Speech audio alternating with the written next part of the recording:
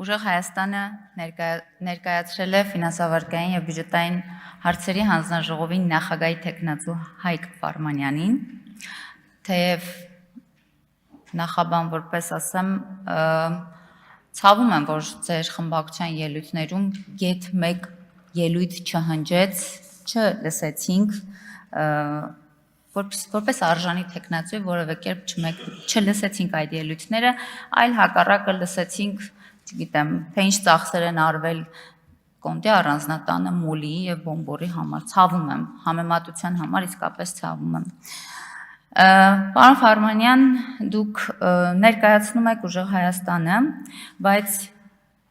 21 թվականին ներկայացրել եք Մեկ Հայաստան կուսակցության քաղխորհրդի անդամ եք եղել եւ այս ամբիոնից երեք ասում եք չեմ էլ հիշում այդ կուսակցությունը ընդհանրապես գրանցվել է թե ոչ։ Ես նայում եմ ձեր հայտարարությունները, նայում եմ ձեր հարցազրույցները, դուք ներկայացնում եք Մեկ Հայաստան կուսակցության անդամ որպես եւ տնտեսական վերլուծություն եք անում։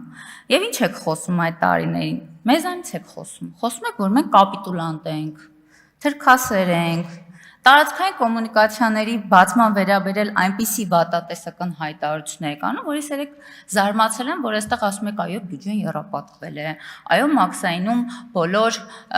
բարեփոխումները դեպի լավն են գնացել, ինչ որ բան է փոխվել այս ընթացքում։ Շատ լավ են վերաբերվում եւ կարեւոր է լսել դա ձեզանից։ Ասում եք 20 թվականին ասում եք, թե երկրի ակտիվները սպառվում են, երկիրը հեսա կլուծարվի։ 21-ի ընտրություններից առաջ դուք Ռոբերտ Քոչարյանի գովքն եք անում։ Իր անուրալի վաստակից եք խոսում։ Այսօր նստած եք այս խմբակցության աթոռներից մեկին եւ Սամվել Կարապետյանի գովքն եք անում։ Իսկ կարող է 2018-ից երբ համակարգից չհեռանայք, նաև Նիկոլ Փաշինյանի գովքը անեք, չի բացառվում։ Սա է ձեր իրական քաղաքական դեմքը եւ արժե համակարգը։ Իդեպ, երեք լսեցին կարծիքներ, երբ թրիփի մասին էինք կարծիքներ կար, դուք ձեր խմբակցության մեջ իրարամերժ կարծիքներ ունեք։ Խմբակցության ղեկավարը հայտարարում է թրիփը միջանց չէ ճանապարհը, դուք ասում եք չէ։ Մենք դեմ ենք նաև ապօրինի գույքի հետ կապված բաներում եք այլ կարծիքներ ունեք հիմա ձեր հայտարարությունից տպավորությունը դեմ եք տնտեսության դիվերսիֆիկացմանը մեր քաղաքականության առանցքային սկզբունքն է տնտեսության արտահանման ուղիների տրանսպորտային հանգույցների եւ էներգետիկ համակարգի դիվերսիֆիկացումը որտեղ դա մեր պետական իշխանության եւ տնտեսական անվտանգության հիմքն է դիվերսիֆիկացում նշանակում է պաշտպանել հայ տնտեսվարողին եւ արտահանողին, որպեսզի մեկ անցակետի փակելով մեկ ամբողջ տնտեսություն կանգ չառնի։ Իսկ դուք փաստորեն կողմ եք մեկ ուղղությունից կամ մեկ երկրից վտանգավոր կախվածության պահպանումը, սա է ձեր մասնագիտական ու պետական մոտեցումը։ Ապօրինի գույքի մասում ասում եք դեմ եք խմբակցության, դե էլի իրարամերժ կարծիքներ են քշում, որտեղ ձեր խմբակցությունը եւ ձեր կուսակցությունը մեկ մարդու որոշմամբ կազմված, ձևավորված կուսակցություն է։ Մենք ականատես եղանք այստեղ գալուց առաջ, որ մեկ օրում ամբողջ ցուցակը կիսվեց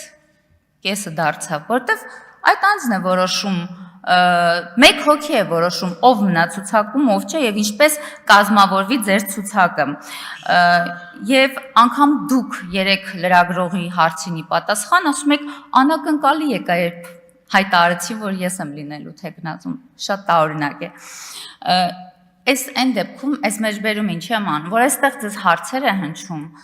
դիմում եք, այս կողմ ասում եք, մի հատ ձեր ցուցակը նայեք։ Հա, նայել ենք մեր ցուցակը։ Պարոն Մանուկյանն եկավ անունը տվեց։ Բա դուք ինչի եք վախենում, պարոն Սաղոյանի անունը տայեք։ Կաշկանդվածություն ունեք, թե ընկճված եք։ Եվ առանձնակի բերկրանքով իհարկե այդ անունը այստեղից հնչեց, ինչի համար վախեմ։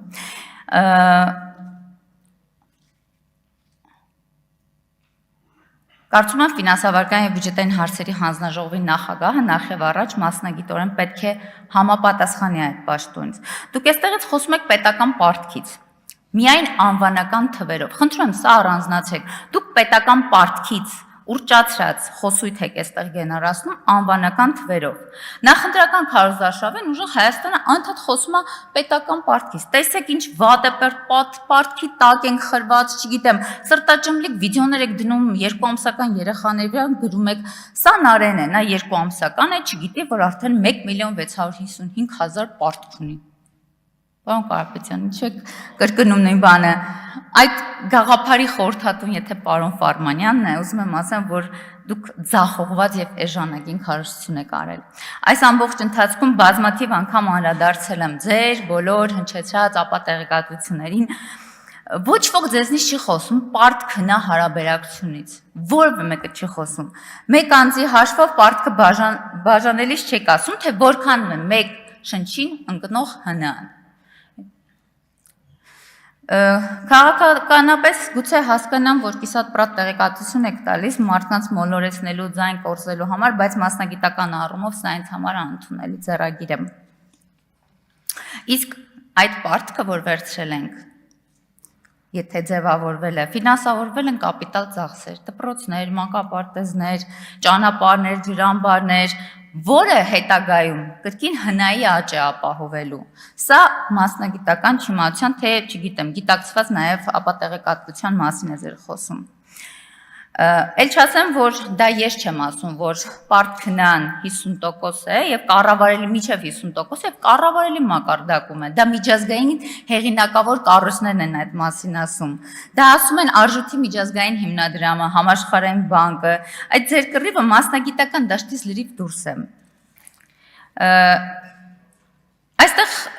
խոսեց նաև այո աղքատությունից։ Պարոն Աբրահամյան, իմ մոտ տպավորություն որ դրսում ինչ որ վիճակագրական առանձին սենյակ ունեք, այդտեղից վիճակագրություն եք բերում, որովհետև դուք վիճակագրական տվյալներ չեք ներկայացնում։ Մասնագիտական գնահատական չեք տալիս։ Էլի եմ կրկնում, ասել եմ նորից եմ կրկնում, աղքատությունն ու ծայրահեղ աղքատությունը վերջին տվյալներով պատմական ամենացածր մակարդակում է, բայց դուք շարունակում եք խեղաթյուրել վիճակագրությունը, որքան էլ դա ձեզ հաճելի չի, պետք է անընդհատ ասեմ, քանի նոր տվյալները չեն հրապարակվել։